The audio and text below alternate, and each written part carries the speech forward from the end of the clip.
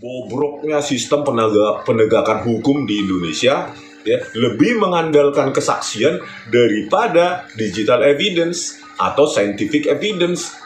Padahal harusnya scientific evidence lah yang harus jauh lebih kita percaya daripada cuma kesaksian. 1000 saksi pun yang mengatakan A, tetapi kalau scientific evidence mengatakan B, maka kita harus berpihak pada scientific evidence, bukan kepada 1000 saksi itu.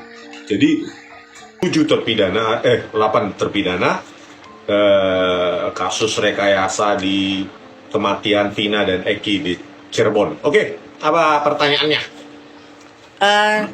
Ada kesamaan pola pada kasus 7 terpidana Cirebon dengan Jessica Wongso di 2016 sama ya tahunnya, yaitu menyembunyikan message, chat, menyembunyikan teks ya.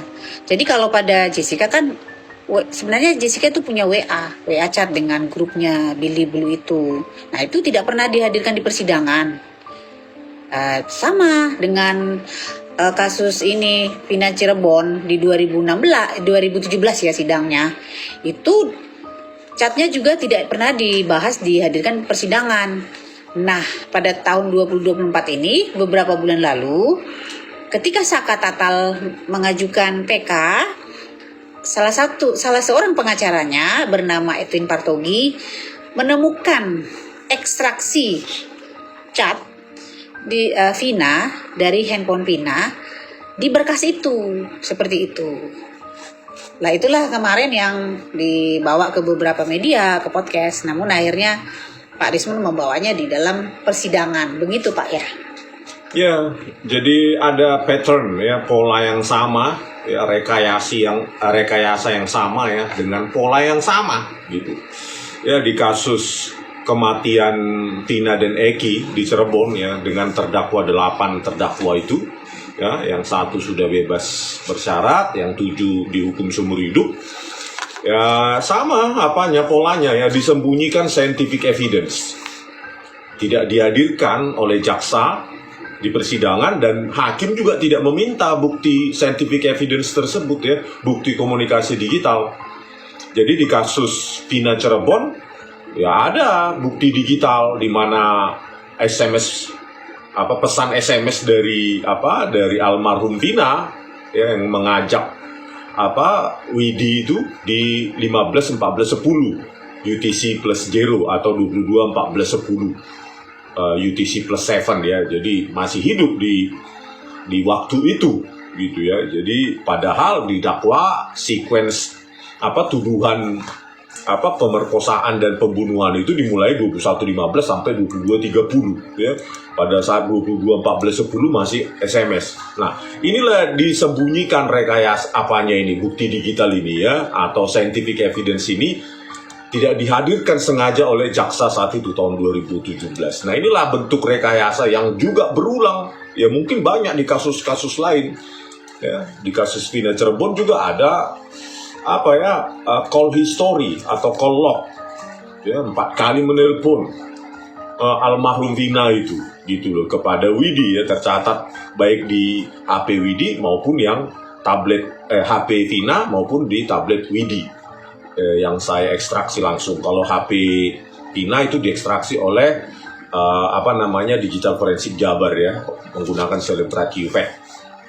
Jadi ya itulah ada incoming call ya dari almarhum Vina itu 15.10.51 atau 22.10.51, terus 22.12.18, 22.12.38 dan 24 ya 13.18. Jadi diakui 24.13.18 katanya dari Polsek untuk memberitahukan kepada Widi itu tentang kematian almarhum Vina. Jadi ada 3 kali nih ya, 22.10.51, 22.12.18 dan 22.12.38. Jadi ada catatan komunikasi ya yang diekstraksi oleh Digital Forensik Polda Jabar sendiri menggunakan standar mereka, menggunakan Celebra QFAct buatan Israel itu, dan itu sengaja.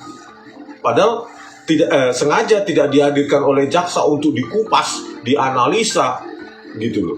Ya, padahal itu sudah ada di berkas Sakatatal ya, nggak tahu kalau berkas yang 7 terpidana lain, dan itu tidak dibahas, tidak dianalisa. Karena apa? Karena bukti inilah yang bukti maut yang bisa membebaskan ke-8 terpidana tersebut, terdakwa tersebut ya tahun 2017. Nah, inilah yang paling bahaya ya, bahwa scientific evidence sengaja disembunyikan untuk tidak dihadirkan di persidangan. Ya, pola yang sama juga dialami oleh Jessica. Ya, pada tahun 2016 ya, kejadiannya 2016 ini persidangannya. Sama juga ya. Jaksa Sandi Handika, Ardhito Muardi dan lainnya itu sengaja ini tidak menghadirkan bukti WA chat. Ya, aktivitas WA chat dalam grup mereka, grup Jessica Mirna Salihin itu dalam Billy Blue College itu kan ada dan diekstraksi oleh seorang ahli digital forensik Bareskrim bernama Herman Ferensius Aritonang, SHMH, menggunakan Celebrate UFED juga. Itu disembunyikan juga dari persidangan. Padahal dituduhkan Jessica ya melakukan aktivitas untuk memasukkan cyanida itu di 16-29-50 WIB gitu. Padahal ada aktivitas di dekat-dekat waktu kritis tersebut. Nah, itu sengaja disembunyikan supaya narasi mereka lancar bahwa Jessica sedang cemas-cemas, gelisah untuk mempersiapkan memasukkan cyanida itu ya. Dari aktivitas chat yang diekstraksi oleh Herman Ferensius Aritonang itu didapatkan ya aktivitas chat Jessica ya, WA chatnya itu di sekitar waktu ya sebelum dan sesudah itu 16-29-50 ya, yaitu 16-27-07, 16-27-18 di sekitar itu.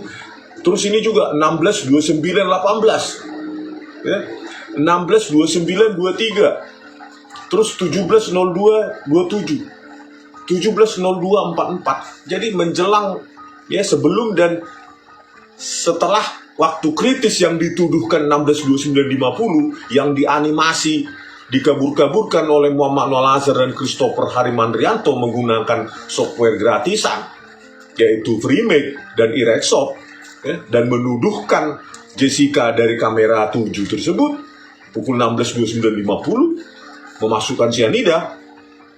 Itu sengaja mereka sembunyikan ya, chat bukti digital komunikasi itu. Inilah bentuk rekayasa yang sama ya, seperti yang dialami oleh 8 terpidana kasus kematian Tina dan Eki di Cirebon, dan berikutnya kematian Mirna Salihin di Jakarta ya, di Cafe Olivier. Jadi sama, polanya sama, menyembunyikan bukti yang bisa meringankan bahkan membebaskan terdakwa.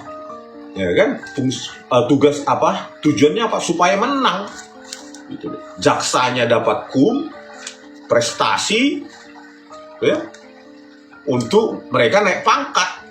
Polisinya juga begitu, hakimnya juga begitu. Jadi tujuannya di pengadilan itu bukan untuk mencari kebenaran ilmiah, jauh dari gembar-gembor yang didengung-dengungkan oleh Kapolri Jenderal Listio Sigit Prabowo, scientific crime investigation. Tidak, bukti saintifik malah diabaikan. Ya, di kasus Vina Cirebon, bukti saintifik diabaikan. Ya, bukti SMS messages dan call-lognya diabaikan. Itu lebih dipercaya daripada bukti ilmiah, scientific evidence. Kan jauh dari langkah-langkah scientific crime investigation yang selalu didengung-dengungkan oleh Kapolri Jenderal Listio Sigit Prabowo ya. Sama seperti kasus Jessica Kumala Wongso. Ada CCTV, dikaburkan, dihancurkan dengan Freemake dan Irexop oleh Muhammad Noel Azhar dan Christopher Harimandrianto. Ya, digantikan dengan kesaksian, saksi-saksi seperti Marlon Napitupulu. yang mengatakan sedotan sudah ada di dalam gelas, padahal harusnya kapan ditangkap pergerakan Jessica kalau dia memasukkan sedotan ke gelas Mirna Salihin. Ya, masuk lagi saksi berikutnya. Siapa itu? Si Hani Jutabun yang mengatakan langsung mengadu. Mirna Salihin langsung mengadu. Padahal harusnya dengan 2 juta megapiksel dapat pergerakan itu, tapi justru dikabulkan, digantikan dengan saksi-saksi ini yang bisa manipulatif, berbohong, atau balas dendam, apapun motifnya. Karena apa? Kita tidak bisa percaya kesaksian saja gitu, tanpa dikonfirmasi, divalidasi dengan scientific evidence. Ya, jauh sekali gitu. Berikutnya juga dengan WA chat mereka sengaja tidak diterangkan sama sekali di BAP-nya Muhammad Noel Azhar dan Christopher Harimandrianto. Aktivitas chat Jessica ya mengirim maupun menerima ya dalam WA grup mereka Blue Billy College itu sengaja tidak diterangkan oleh Muhammad Noel Azhar di pergerakan di kamera 7 dan kamera 9 itu sengaja disembunyikan. Tidak dianalisa pergerakan Jessica ketika melakukan WA chat itu, aktivitas WA chat oleh Christopher juga tidak dianalisa. Karena apa? Kalau itu dianalisa, maka itu bisa membuat ragu hakim. Jadi tidak mereka analisa. Inilah ya untuk kepada Hakim Agung ya yang akan menyidangkan ini ya, khususnya 8 terpidana yang 7 sekarang seumur hidup ya, kepada Hakim Agung. Terbukalah pikiran kalian ya, percayalah, fokus kepada scientific evidence yaitu almarhum Vina masih melakukan chat messages pukul 14.10 UTC plus 0 atau 22.14.10 UTC plus 7 WIB local time Cirebon. Hanya itulah yang harus dipegang oleh Yang Mulia daripada kesaksian si Aep dan lain-lain. Ya, 1000 saksi tidak ada harganya, artinya kalau tidak sesuai dengan bukti material, scientific evidence ini. Kita haruslah peradaban hukum kita mengarah konvergen ya, mempercayai hanya bukti scientific evidence yang tentu saja tidak direkayasa ya. Tentu saja yang otentik. Begitulah kira-kira tanggapan saya mengenai hal ini. Pola yang sama, dan saya khawatir ini terjadi di banyak pengadilan, bukan hanya di Cirebon dan bukan hanya kasus Jessica. Nah, ini harus dihentikan yang begini nih, pola-pola kotor semacam ini, pola-pola rekayasa semacam ini. Oke? Gitu aja. Nah, kami dapat update bahwa hari Rabu kemarin tanggal 20 November 2024 di Bareskrim Mabespori telah dilakukan pemeriksaan kepada saksi Ibu Nining ya, pemilik warung ya, tempat mereka nongkrong atau berkumpul pada tanggal 27 Agustus 2016 lalu. Bu Nining ini dipanggil menjadi saksi di Bareskrim Mabespori terkait dengan kesaksian atau kelaporan yang LP yang kami layangkan untuk Bapak Rudiana dan juga Aep ya, tentang laporan palsu ya, keterangan palsu, memberikan keterangan palsu. Kenapa? Ya, Aep mengatakan melihat mereka nongkrong di depan SMP 11 ya.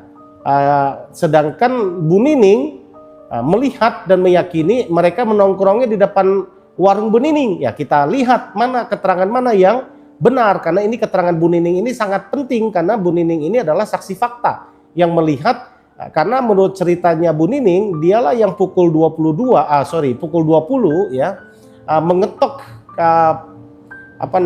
warungnya dari dalam untuk mengusir anak-anak ini, mengingatkan anak-anak ini jangan teriak-teriak karena mereka nongkrong di depan mereka ya, dan mereka ini berpindah katanya itulah yang ke tempat lain, yaitu ke rumah Pak RT kontrakannya. Dan ini juga yang dibantah oleh Pak Pasren yang kami juga laporkan ya, karena dia nongkrongnya bersama dengan Kavi, anaknya.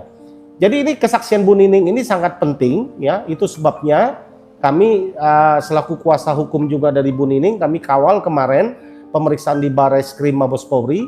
Total ada 17 pertanyaan yang diajukan kepada Bu Nining ya oleh tim pemeriksa ya di Barreskrim Mabes Polri terkait kejadian, sepengetahuan dan sepenglihat dan mendengarnya yang dari Bu Nining ini, karena dia adalah saksi fakta ya, yang melihat langsung, mendengar dan menyaksikan secara langsung ya. Ini sangat penting sekali kesaksian Bu Nining ini ya, karena pada tahun 2016 lalu Bu Nining ini belum pernah di BAP ya, belum pernah diperiksa. Maka pada tahun 2024 ini ketika kami mengadukan PK dan kami yakin bahwa laporan kami ada betul, ya maka Bu Nining ini dilakukan pemeriksaan. Sekali lagi kita berharap ya dengan perkembangan pemeriksaan saksi dari hari ke hari yang dilakukan oleh teman-teman penyidik di Barreskrim Mabes Polri dapat mempercepat proses penyidikan, proses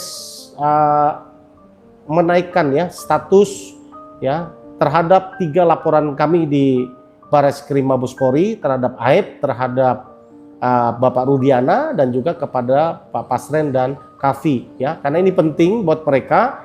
Hukum ini harus ditegakkan ya, karena atas kesaksian 3 LP orang yang kami laporkan inilah 7 terpidana yang sekarang mendekam, yang kami duga, kami yakini tidak bersalah ya. Ini mereka masih mendekam menjalani pidana seumur hidup. Tentu kita menantikan terus ya apa yang akan terjadi ya. Saya berusaha akan terus mengupdate, terus akan memberikan informasi ya, perkembangan terbaru ya terhadap kasus yang sedang bergulir PK ya. Sampai saat ini kami masih terus melihat dan mengawal ya apa yang sesungguhnya terjadi di Mahkamah Agung ya. Majelis Hakim Agung untuk pemeriksaan kasus Rivaldi dan kawan-kawan dan juga Hadi dan kawan-kawan ini sudah berjalan. Kita berharap bahwa PK mereka segera akan diputuskan sesuai dengan jutlak dari Mahkamah Agung bahwa 90 hari maksimal ya, 90 hari maksimal bahwa proses PK ini harus sudah selesai ya. Saya pikir ini sedang berproses, kita tunggu saja ya. Dalam kondisi tidak lama lagi saya pikir ya, itu sebabnya tidak henti-hentinya sekali lagi bagi masyarakat dan bagi kita semua yang mengikuti kasus Vina ini, jangan kita bosan-bosan, jangan kita berhenti untuk mengikuti perkembangan kasus ini dan terus untuk menolong banyak orang untuk menegakkan keadilan. Bapak Ibu sekalian, saya beberapa hari lalu juga mengantarkan ada seorang ya Karyadi ya, Bapak Karyadi dari warga di Indramayu. Saya antar ke Bapak Dedi Mulyadi ya di kediaman beliau ya. Oleh karena saya mendapatkan info Bapak Karyadi ini menghubungi Kang Dedi Mulyadi melalui DM-nya dan juga menghubungi saya ya melalui channel yang YouTube ini. Tim kami memantau dan kami coba hubungi dan akhirnya kami sambungkan ke Kang Dedi ya, dan sudah dapat diterima. Kami sudah membentuk juga tim hukum berisi 17 pengacara untuk membantu Pak Karyadi ini ya, yang diduga ya sekarang ini sudah tahap kepada P21 dalam tahap untuk persiapan disidangkan, bahwa dia dituduh melakukan penganiayaan ya 351 ya. Padahal di dalam keterangannya, pengakuannya Pak Karyadi kepada kami ya, juga bukti yang kami juga baca bahwa memang yang diduga penganiayaan berat itu menurut kami juga mustahil terjadi, apalagi Pak Karyadi katakan itu jarak dia 3 meter dari pelapornya ya. Jadi lihat visum yang dihadirkan pun kami membacanya itu tidak ada luka bakar seperti dalam kronologis yang didakwakan. Ya, terhadap kasus-kasus yang dirasa tidak adil oleh masyarakat, ini kami akan kawal bukan untuk mencampuri urusan hukumnya, tapi kami akan menegakkan mana yang benar, mana yang salah. Pak Karyadi ini kami akan bantu untuk kita mediasi, ya, restoratif justice di tingkat kejaksaan. Kami berterima kasih kepada bapak-bapak dari Kejaksaan Negeri Indramayu, ya, yang sudah mengundang tim hukum. Rencananya hari ini juga tim hukum akan mengadakan mediasi. Ada satu syarat yang diajukan oleh pelapor untuk RG ini ditolak oleh klien kami, Pak Karyadi, di mana diharuskan Pak Karyadi meminta maaf dan mengakui perbuatannya. Pak Karyadi sampaikan klien kami, karena saya tidak melakukannya, sampai kapanpun saya tidak akan mengakui, ya, bahwa karena saya tidak melakukan penganiayaan yang dilaporkan. Ini yang menjadi masalah. Itu sebabnya kami berupaya untuk membuat RG ini dapat berjalan. Kalau tidak tercapai kata sepakat, ya kita akan maju kepada persidangan, kita akan melihat apa yang akan terjadi dalam persidangan. Ya, bukti yang dihadirkan menurut kami visum yang hanya luka yang sumbernya dari mana, itu kami kita akan pertanyakan, ya. Tentu kami berharap, ya, hal-hal kecil yang terjadi, ya, seperti penegakan hukum di Indramayu terhadap Pak Karyadi ini seharusnya dapat diselesaikan lewat RG, ya, restoratif justice, yang dibuka ruangnya oleh kepolisian dan juga dibuka ruangnya oleh Kejaksaan Agung, ya.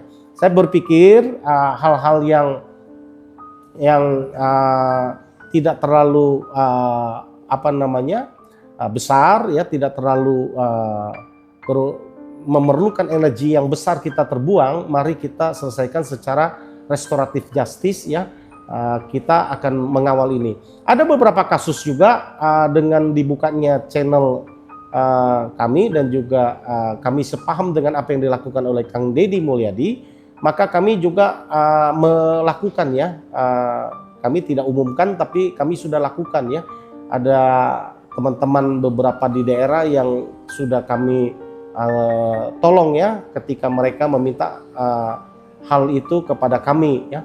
Kami mohon maaf, tidak semua yang dimintakan tolong ada di dalam permasalahan hukum yang disampaikan kepada kami dapat kami layani, ya. Oleh karena kami akan memilah-milah kasus mana yang kira-kira yang perlu kami tangani, ya. Dalam pertimbangannya adalah yang menyangkut ketidakberdayaan dari seseorang yang merasa dizolimi.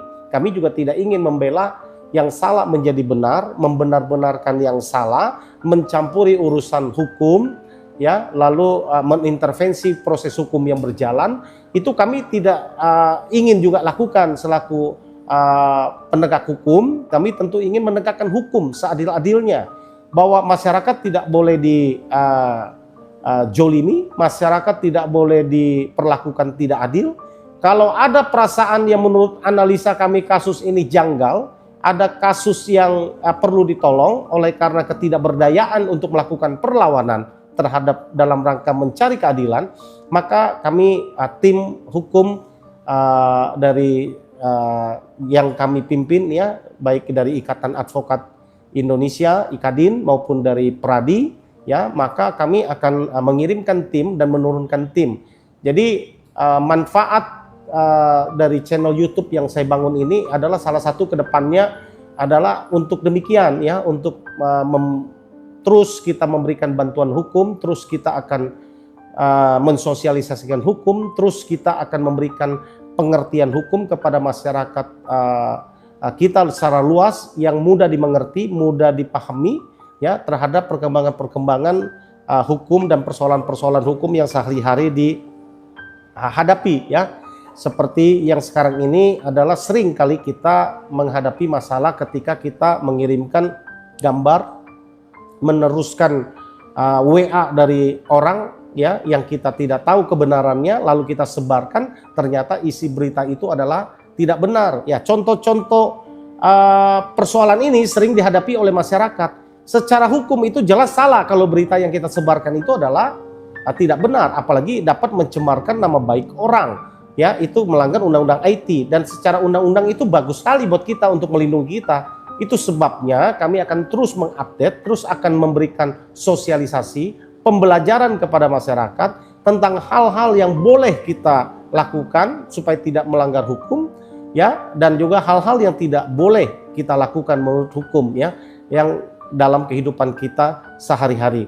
Semoga keberadaan Jutek Bongso Pasopati Law Firm channel, ya, YouTube yang saya buat yang saat ini, ya, yang masyarakat dapat ikuti, ini dapat berisi informasi-informasi, dapat membantu masyarakat lebih luas lagi yang dapat kami lakukan, ya, untuk bagi masyarakat dalam menegakkan keadilan, ya. Kami akan bekerja keras, ya, kami akan berupaya untuk membantu sebisa mungkin.